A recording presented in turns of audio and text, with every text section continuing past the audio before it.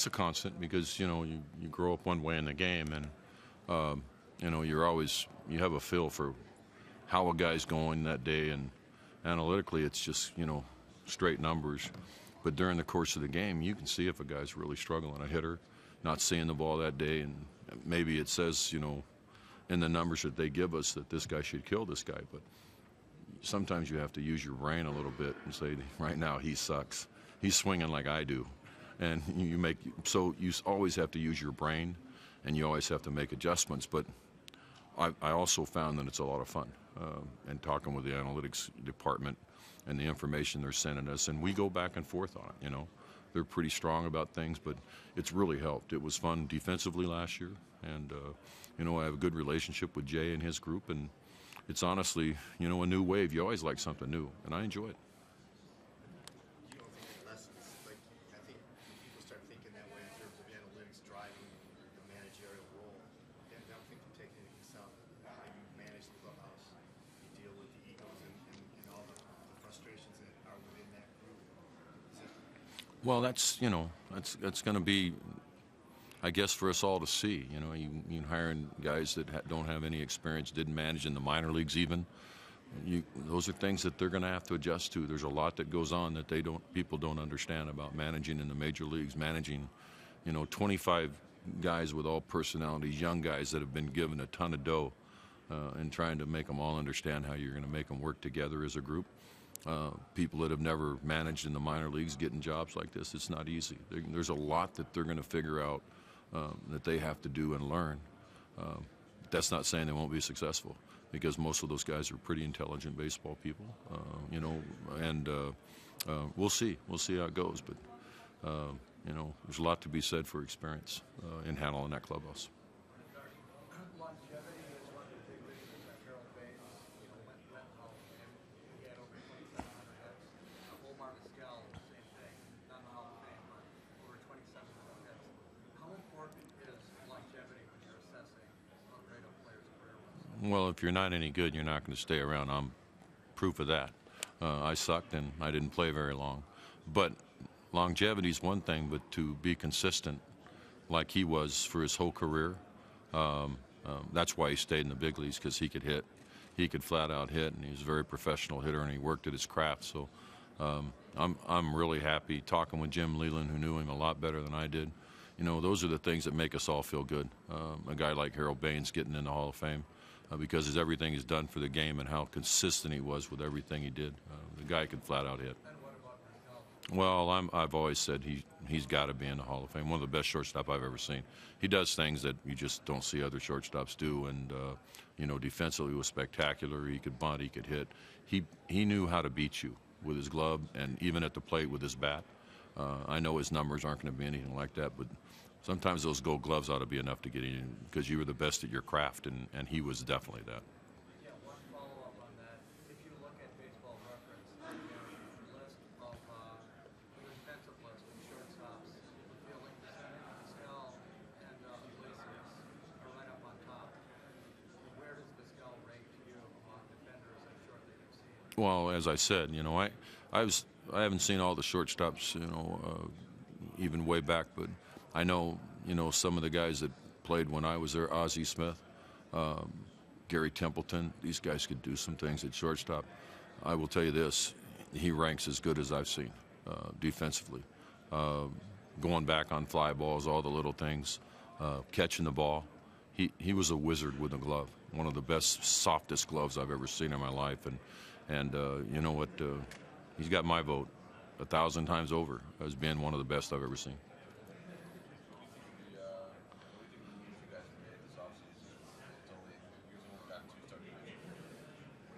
Well, I think it's a slow process, but as they did last year, by the time I got to spring training, we had pitchers.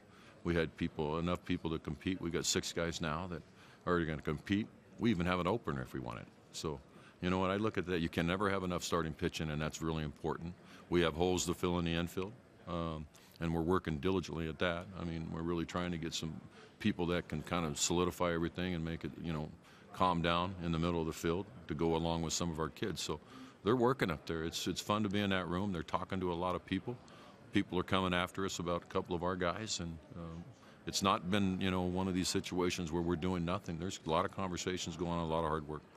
How much have you kicked around the idea of an opener? And is that serious talk or just kicking around the idea? I have, you know what, I watched it.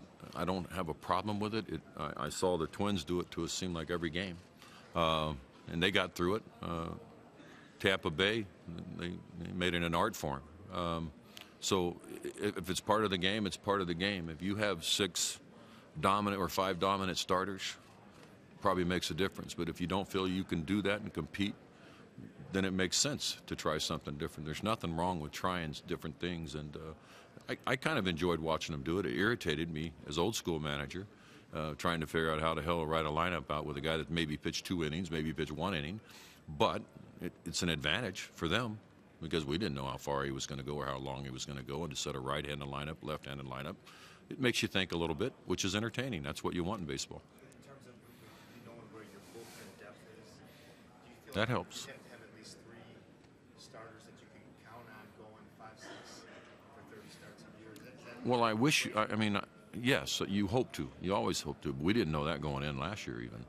I mean, you know, we had health was an issue for, you know, a couple of our guys and even through spring training. So we weren't guaranteed anything. But as you go along, it all worked out where, you know, we got some of our starters to get us into the second half of the game. And that's important. And then you can set up a bullpen and run a good bullpen. But if your starters don't get you past 3 or 4 innings, you're going to kill them. And we needed the innings, and we were lucky. We got through it with some pitchers that had great performances. Is there any one of your guys now that you look at as being particularly well suited to being a good opener? An opener? No, I think I'd tell them before I'd tell you anyway. But no, I just something that's out there that everybody's doing it, and I'm not afraid to try it if that's the way it would have to be. And we've made, you know, I don't think we've told anybody you're definitely, you know, this starter or that starter.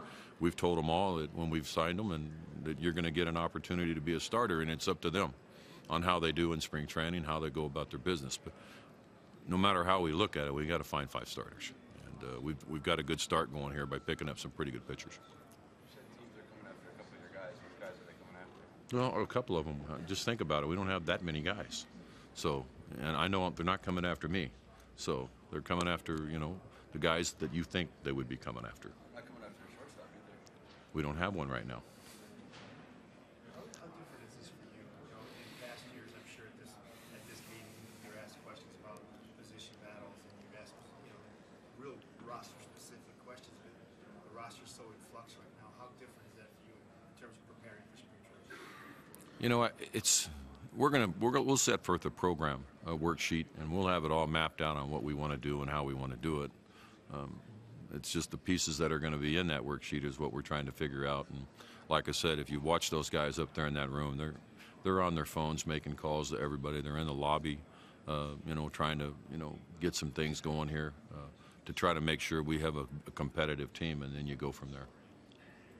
How beneficial was when you guys and the coaching staff went down to Lakeland at the end of the season, kind of look at the state of the organization and talk to the players during the instructional league? How beneficial was that in terms of getting kind of everybody on the same page and talking with those guys?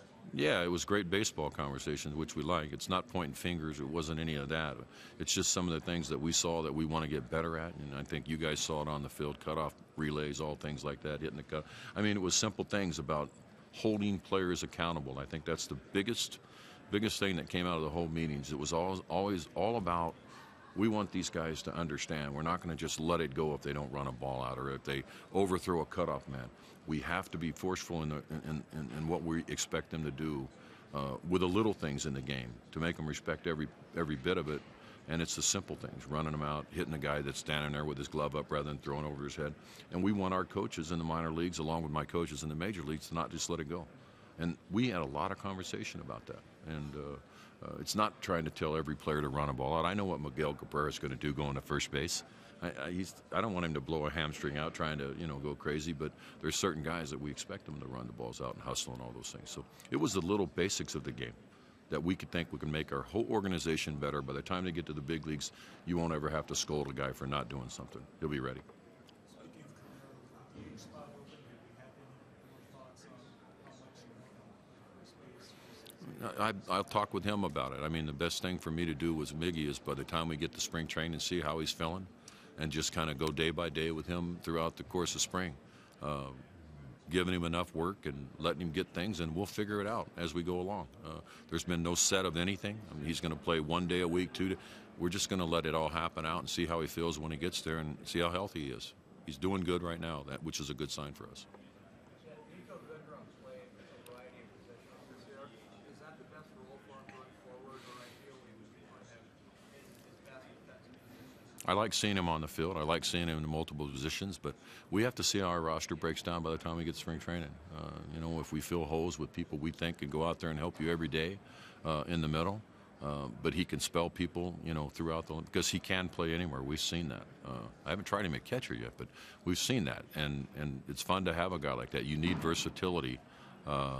But if I need to plug him into a spot that we think, you know, he's better than the person that we tried to pick up and put out there, I'll do it because I have a lot of confidence in him. He showed us a lot this year. What do you think Jamer is coming into this, you know, given his struggles last year, given the risk worry that you had, how much do you think he grew from that, and how much do you think is on the other side of that? How far can he go? Yeah, I think, you know, getting stronger physically, all those things is going to help him. He went through the injuries, so now it's a matter of him going out and, you know, improving. He needs to improve. He needs to keep working hard. He can't, you know, sit back and say, well, now I'm a big leaguer. You know, you're never guaranteed a spot. He has to go work, and I think he will. He's a worker. He did all of his work all year long. He had a few injuries. He played through some injuries.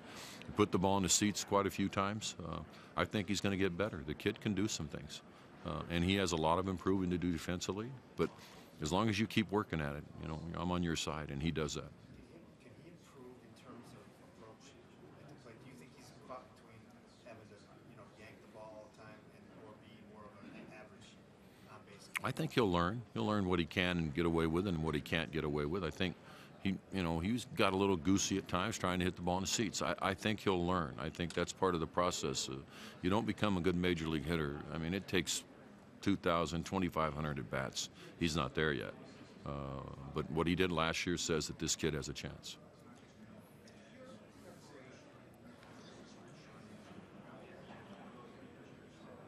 How I prepare?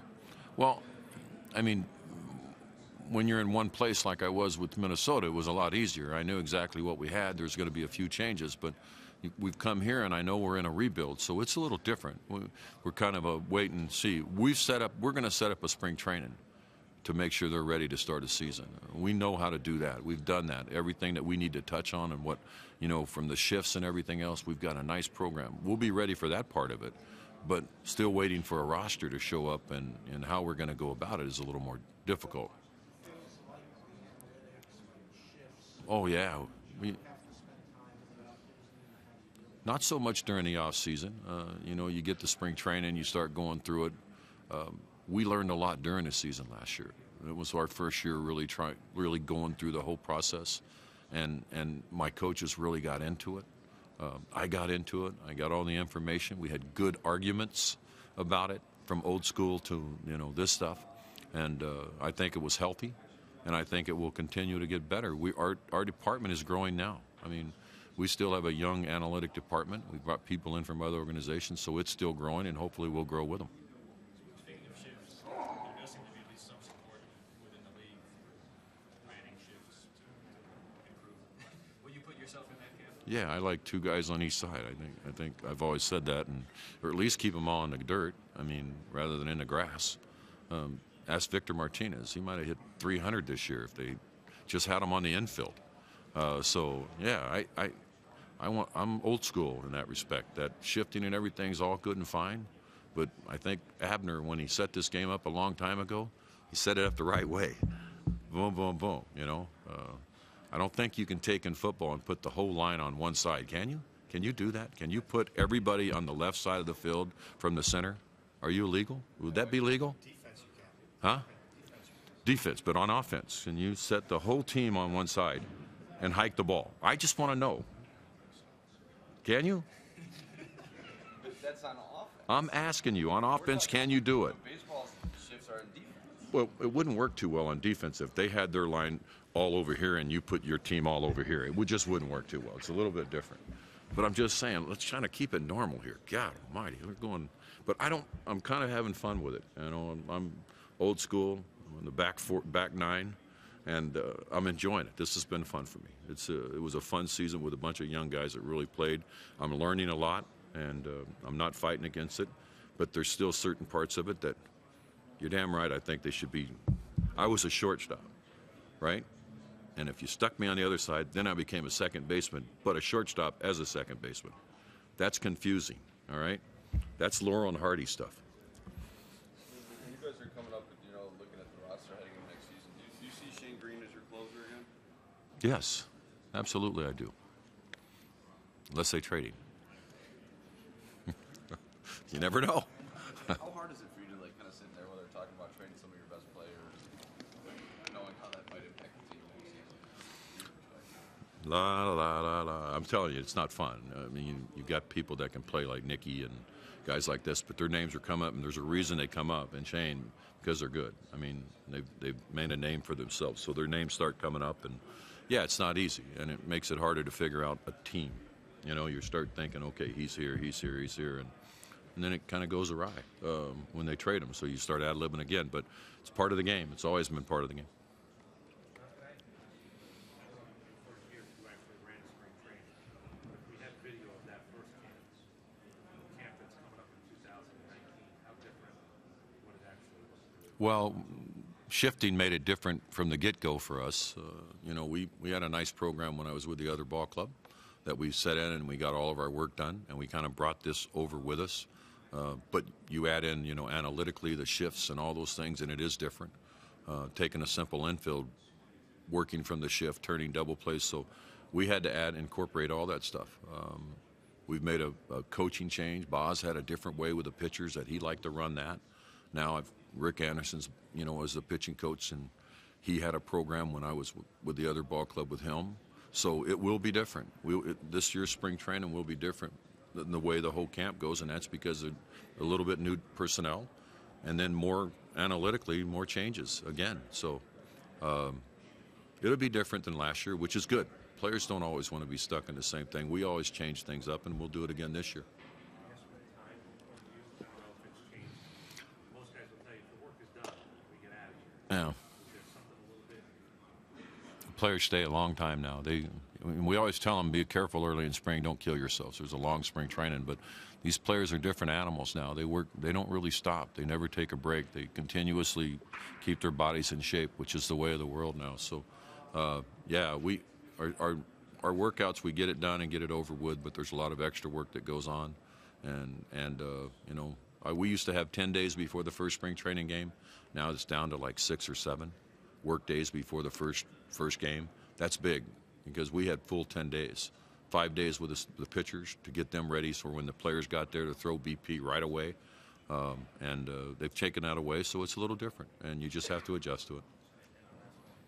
Watching young guys now, whether it's because they play more ball year round, or it's because they've had more one-on-one training, and I just asking him from he broke in the idea that the young guys make an impression on the big field as opposed to just throwing away back there when nobody really sees them for a few years. Well, we're not afraid. Nowadays, it used to be you get the guys in camp, and that's about the only guys you saw. We constantly bring our players over during those spring training games. We'll grade 3 or 4 kids that we want to see and bring them and put them in games on our side. It didn't used to be that way. The guys that were in camp were the guys that played. Very seldom would you ever go get a minor leaguer from the other side and bring them over. We do that all the time now, so we get a look at a lot of different people, which is really important to put a face with a name. For me, especially being, last year, my first year here. So, and that's kind of the way of the world now, and it's really actually a nice thing. What are your expectations for Kristen Stewart?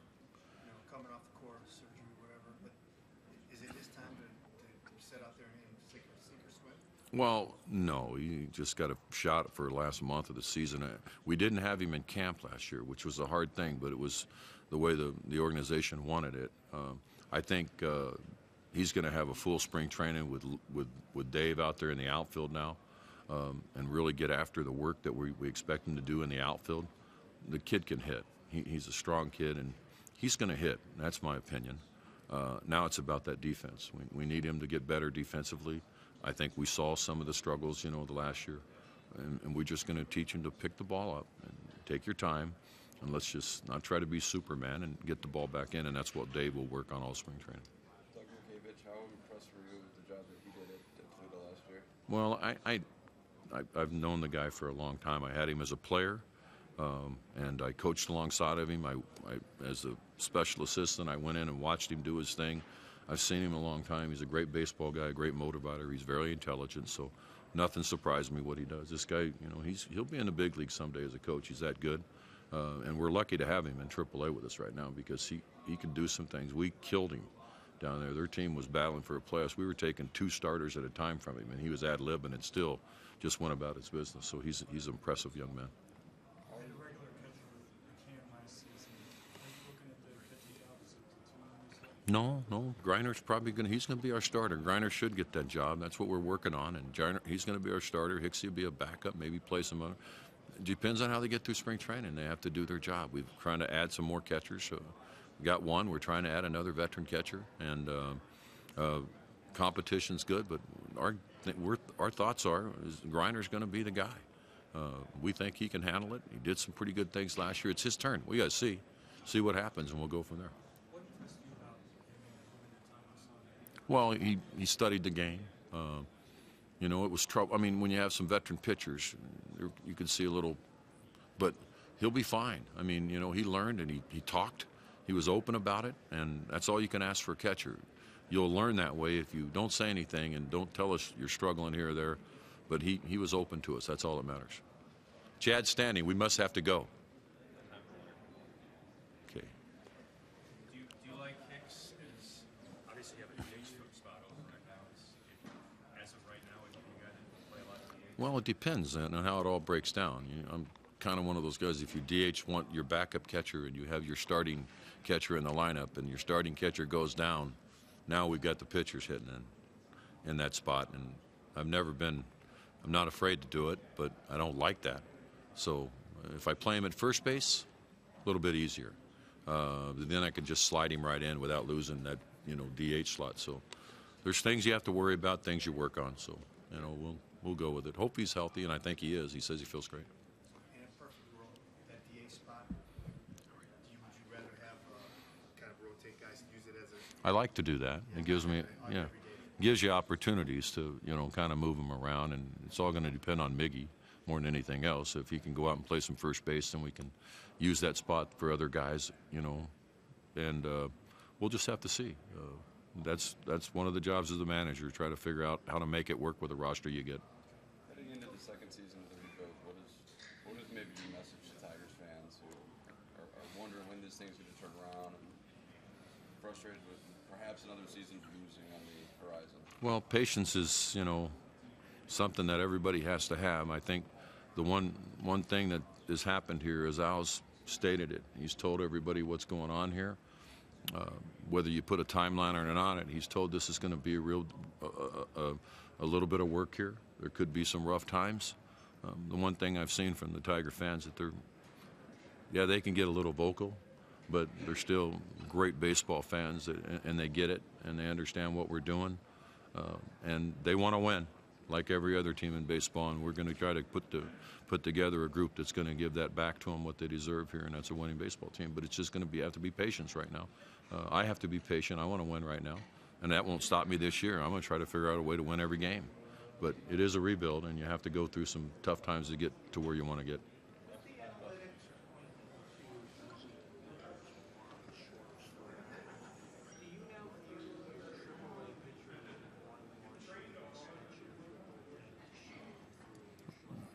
We had to do that a lot. I mean, we had to make a lot of changes this year. We had so many injuries, but that's kind of the benefit of having some veteran guys that pitch in AAA. If you have the roster space that you can bring them up, and they're not going to have a heart attack.